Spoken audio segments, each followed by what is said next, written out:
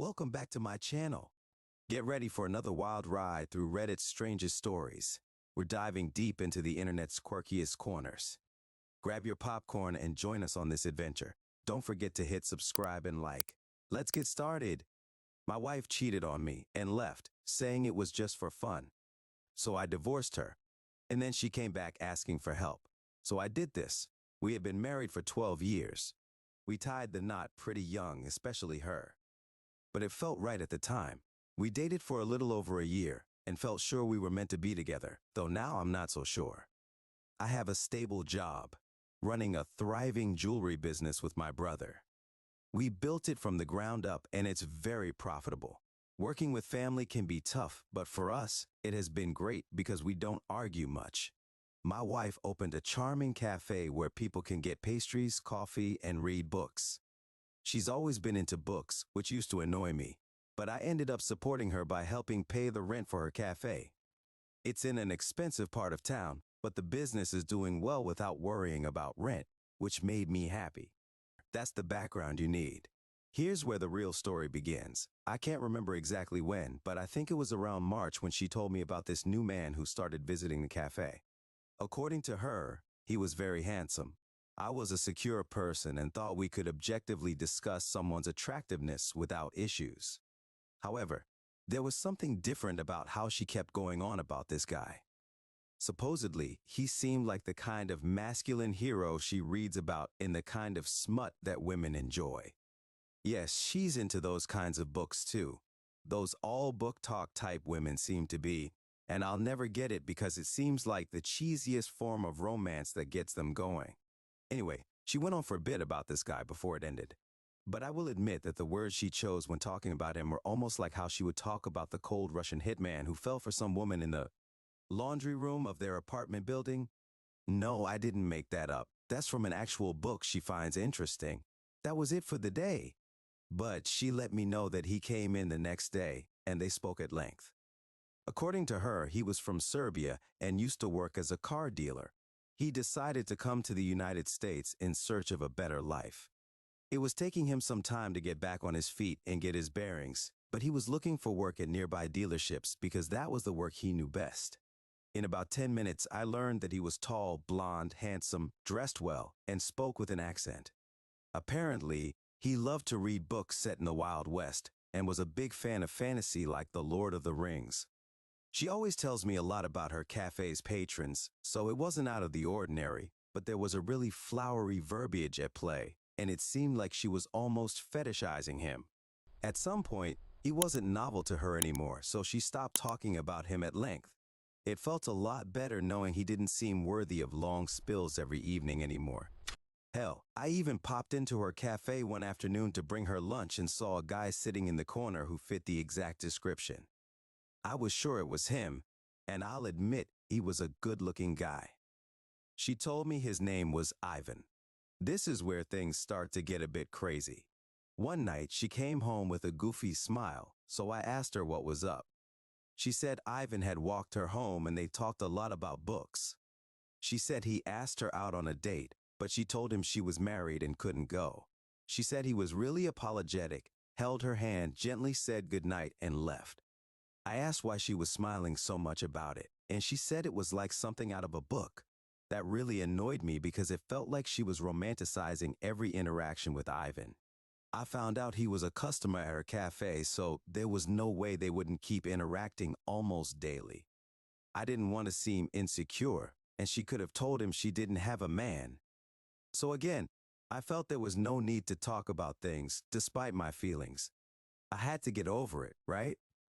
It eventually became evident that this wasn't the case when my wife came home about a week later with a bouquet of flowers that she promptly put into a vase. According to her, it was a gift from Ivan, nothing special. He said he bought a bunch for a CO worker. He has a job now, by the way. It was her birthday, and he just thought it would be nice to get her some because he always saw how hard she was working. I felt my head get hot as she said that because she was trying to paint the situation like she was a schoolgirl who didn't understand when someone liked her. I asked her straight up whether she could tell that Ivan really liked her. She said it was obvious, especially after he asked her out. But she believed that the flowers were just a friendly thing, and that had me baffled. Because if you're a guy, you probably don't get flowers for a girl who rebuffed you, even if it was because she was married, as a friendly gesture. He was still trying to get in her pants, or maybe now trying to get in her pants and leave all the lovey-dovey stuff out of it. He was having an easy time with his advances, so at the time, I knew he wasn't about to stop anytime soon. I was right because 2 days later, my wife came home much later than usual, almost 2 hours late, without letting me know. It wasn't the first time she was late, so I called her twice, but she didn't answer. Before I could call a third time, she showed up, acting very excited. "You won't believe the evening I had," she said. She went on about how she showed Ivan where the museum was. Then they got a slice of American pizza because he had never had it before and always saw it in the movies. They walked, talked, and ate pizza, and she told me all about it, even though I didn't really care. When she finished, I asked her if she was attracted to Ivan.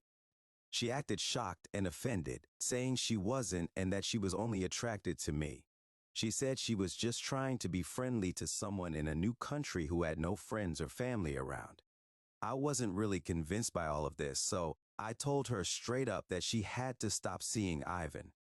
Yeah, that caused a big fight, quite unsurprisingly. She talked about how it was me being insecure, how there was nothing there, how I should stop feeling threatened, and a lot more nonsense. I was pissed, but I was able to keep my wits about me and stop my temper from raging. I stood my ground, though, and told her that she should stop anything extracurricular with Ivan. It was fair if he came by her cafe because he was a customer, but things weren't supposed to go beyond that point. I told her to imagine what she would do in my shoes if some Serbian girl came to buy a bracelet and decided to take me walking around town and all that. According to her, I'd understand. But I think we all know that's a lie, don't we? Long story short, I slept on the couch. No one is shocked there. But the good thing is that I stopped hearing about Ivan and all his drama, which was enough for my mental health. Again, I knew she would be interacting with him at her cafe, but there was only so much that could happen there.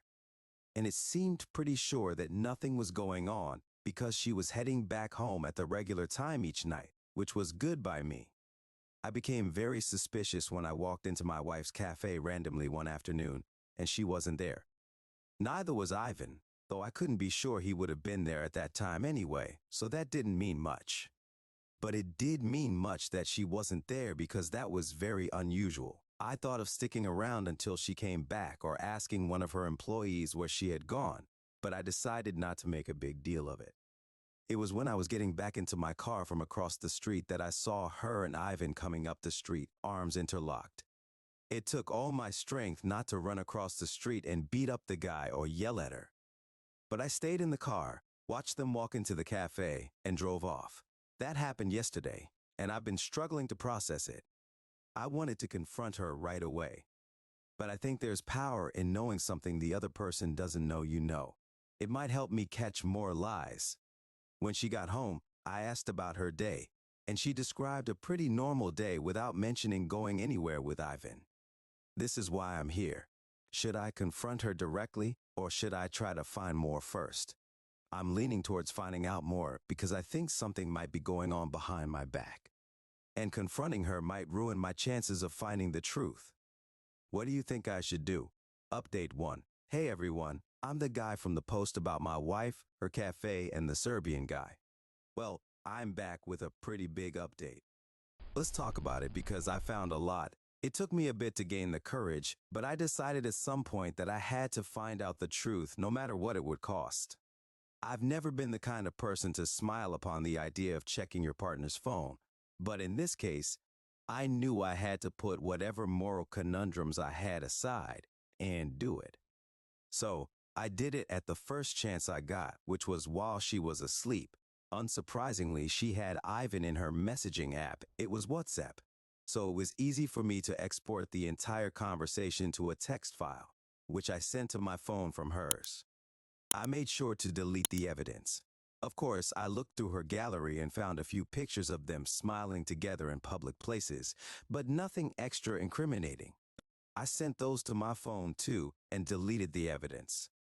It took me about 5 minutes to do all of that, and I put her phone back where it belonged. I did all the reading on my phone, where it was a lot less suspicious in case she woke up suddenly. And boy, did I see things that made my head spin. Here's a transcript of one part of the conversation that you might find as appalling as I did. It came after a point where they were discussing some book that my wife had recommended to him. Let's call my wife Clarice instead of her actual name. Yes, that's what I thought too. The mysterious guy and the artsy girl torn between him and her boyfriend. And lots of steamy sex scenes too. That part especially reminds me of us. I agree. The sex is always good, but in your case, it's a husband. Laugh emoji. Laugh emojis from Clarice. Yes. And I think that's what makes it even more exciting and fun. It feels so wrong. I've never cheated before, but I can't say I really regret it. It's wrong, but that's what makes it so exciting. Yep. And I never want this to end. It drove me crazy. At 2 a.m., I left the house to go for a walk because I couldn't stay there. I felt like I would do something crazy. I thought I walked around town for 5 hours, but when I got back, it was only 3:00 a.m. She was still sleeping too. Do you know what it is like to find out you're being cheated on? But then to find out your wife is ridiculing you by actually enjoying doing everything behind your back? She was basically reveling in my ignorance of the situation. And that was the part that drove me over the edge. Not like cheating was going to be forgiven anyway. When I got back, she was still sleeping, so I grabbed her phone, jumped to that part of her conversation with Ivan, and took a video of it on her phone. I needed to make it very clear that there was no doctoring going on here. It was clear that Clarice felt like she was living out one of her stupid books, but it was absolutely despicable that I had to be a victim in all of it. She has no idea that I know this. The divorce is cooking up. There's really no other way for this to go. I also need to see her go down. I need to see Ivan go down too. I don't know how I'm going to do this, but I need both of them to hurt, and I need them to hurt badly. Update 2. It's been done, and it was glorious. This is the final saga of the Serbian man, Ivan, and the book-loving, treacherous, cheating wife, Clarice. And this whole thing, they had no idea. They should have been a lot more worried about me than they were. Let me rush through the boring parts of the story. Clarice went to work one day, and I parked across the street in an Uber. I watched as the process server walked into the cafe and handed her the divorce papers in a very public manner. That was very pleasing. After that, we drove off. I went to work, had a great day, and there wasn't a single message or missed call from Clarice by the end, which was very pleasing to me. She knew she had been found out, and there wasn't anything begging was going to do. At least that's how I saw it. Well, that night she came back crying rivers. Snot pouring out of her nose. She looked like an absolute wreck. Honestly, I felt a twinge of sadness seeing her like that, blaming it on the fragments of love that were left. But it didn't last long. She kept asking what she did wrong and if it was about Ivan. I realized she didn't know how much I knew and was trying to figure it out. I wasn't sure if I should tell her I knew about Ivan, but in the end, I made a decision. I told her I saw her walking arm in arm with him that day and had been keeping it to myself. I didn't reveal anything else. Suddenly she got bold and started half begging, half calling me stupid. She said there was no reason to divorce her over that, though she admitted it was wrong to keep seeing him. But no, there was nothing happening between them and I was being insecure. I was being jealous. She couldn't decide whether to grovel or insult me. In the end, I told her to get out of my house, which she did. That's where the actual divorce phase started. That part was loads of fun for me. I have a lot more money than her, which in a divorce means there's a lot more to lose. But it also means there's a lot more to spend on good lawyers, which I made sure to do. When you get a divorce, get a good lawyer. I promise you all that it is worth it, because not only did I have a lot of pictures of the two of them after a point where I had mentioned my concerns about it, but I had the text messages to clearly demonstrate the infidelity. On top of that, my rock star of a lawyer was able to point out transactions in her joint account that seemed to have been spent on Ivan. She got to keep the car I bought for her. I didn't stress about that because it made it easier to take what I took when she didn't leave the divorce empty-handed. Now this is my favorite part. Getting back at Ivan was hard, but one day he was leaving the cafe and I followed him down the road and around the corner. I called out to him and punched him square in the jaw. It hurt like crazy, but I busted his lip and knocked him to the ground. He looked very shocked. I wasn't looking for a street fight, but I would have taken one if it came. I think he realized he had no moral high ground on this one, because he stood up and left after that. It felt good. I wish I could have done more because he knew he was messing with a married woman, but that was enough for me and probably all I could have realistically gotten without a felony charge. And then Clarice, you know that rent I was paying for her cafe? It was due again, and because she had her cafe in such a nice part of town, it was expensive. It was usually due on May 1st, but it was only towards the end of May that she came to me crying on the phone, saying that she needed to pay the rent for the cafe badly, and she didn't have the money for it. She begged and begged and begged, but I told her to sell the car to get the funds for it before I hung up the phone. She called several times that week, but I didn't answer. Spoiler, I found out she sold the car when she called to curse me out. She said it was cruel that I wouldn't help her at her lowest point. I told her it was cruel to think cheating on me was fun and exciting. She had nothing to say to that. I'm waiting for next year to see how she struggles with rent. If luck is on my side, she'll lose the cafe too, especially without access to my bookkeeper. It's been satisfying. Honestly, I'm newly single with a lot of money and a lot of satisfaction. I won't say the divorce. Betray and infidelity didn't hurt because it did. But you have to move forward, right? That's what I'm going to do, and that's the story. If there's one piece of advice I can give, it's to always trust your instincts and never ignore the signs. It's important to confront issues head on, no matter how difficult they may seem. Betrayal is never easy to deal with, but you can come out stronger on the other side. What do you think about the story? Have you ever been in a similar situation or known someone who has? I'd love to hear your thoughts and reflections in the comments below. Let's discuss and support each other through these tough experiences.